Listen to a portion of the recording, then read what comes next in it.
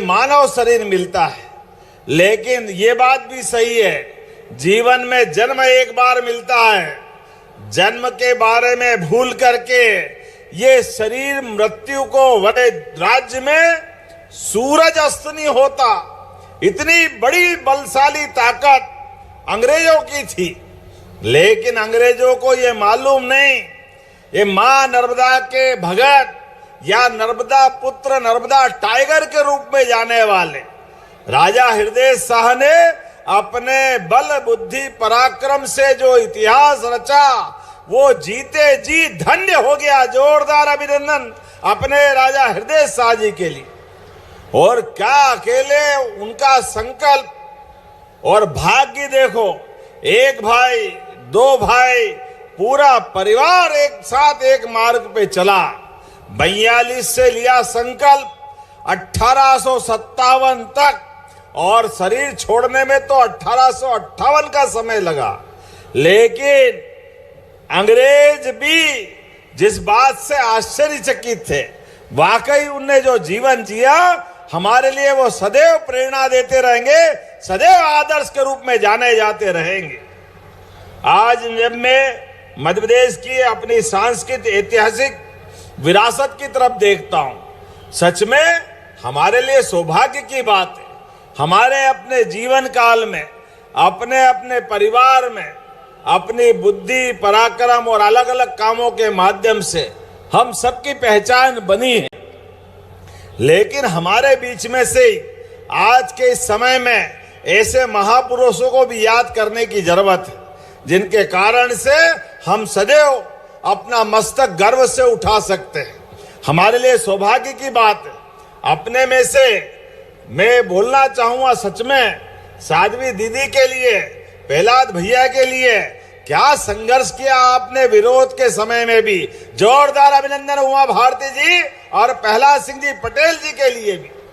तमाम कठिन समय में ये हमारी विरासत है, गौरवशाली विरासत, जिसपे हमें गर्व होगा। जो संघर्षों से लड़ना जानता है, संघर्ष सदैव नतमस्तक होकर के उसके मस्तक का वंदन करता है, अभिनंदन करता है। संघर्षों से घबराना ये समाज को मंजूर नहीं। सच में पुरुषार्थी, पराक्रमी, यशस्वी वही होता है जो साहस से आगे बढ़ता है। मुझे इस बात की प्रसन्नता है जब हम अपनी तरफ से हृदय शाह, जिन्हें हृदय शाह भी या हृदय शाह जूदेव भी कहा जाता है, कई प्रकार के लोगों को लेकर के बुंदेलखंड के बुंदेला, गोंड समाज, सारे समाजों को इकट्ठा करके जिनने संघर्ष का मार्ग तय किया और अपनी पहचान बनाई, मुझे इस बात की प्रसन्नता है।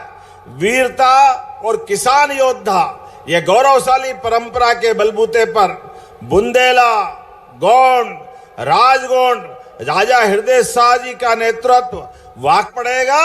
और मैं सरकार के मुखिया होने के नाते से यहीं से घोषणा करता हूं, उनके इस पूरे संघर्ष पे रिसर्च कराने का काम मध्य प्रदेश सरकार की ओर से कराया जाएगा। उनका प्रत्येक जीवन के महत्वपूर्ण घटनाक्रम को लिपिबद्ध करते हुए और शिक्षा विभाग के माध्यम से पाठ्यक्रम का भी हिस्सा बनाया जाएगा। यह हमारे लिए सौभाग्य की बात है। अरे हमारे क्रांतिकारियों को स्मरण नहीं करेंगे, ऐसे महान विराट व्यक्तित्व को स्मरण नहीं करेंगे, तो यह जीवन धिक्कार है। मुझे गर्व है, माननीय प्रहलाद जी, भाई साहब धर्मेंद्र जी और सब गवाह है, हमारी सरकार बनी और बनने के 6 महीने से भी कम समय में हमने रानी अवंतीबाई लोधी के नाम पर सागर में विश्वविद्यालय बनाया। यह हमारी सरकार का संकल्प था। 1857 के तमाम क्रांतिकारियों को स्मरण कराते हुए जब हम अपने सारे पूर्वजों की परंपरा में देखते हैं, तो सच में रानी अवंतीबाई का योगदान बहुत बड़ा है। उनके योगदान को भी स्मरण करने की जरूरत है। इसलिए पूरा विश्वविद्यालय, वो भी राजा हरि सिंह गौर विश्वविद्यालय, सागर बड़ी शिक्षा की राजधानी है। ऐसे स्थान पर जब वो केंद्रीय विश्वविद्यालय बना, और स्टेट की यूनिवर्सिटी बनाने का मामला आया तो हमने कहा इस नाम से अच्छा पवित्र कोई नाम हो ही नहीं सकता है, इसलिए उनके नाम पर वो विश्वविद्यालय बनाने का काम हमारी सरकार ने किया।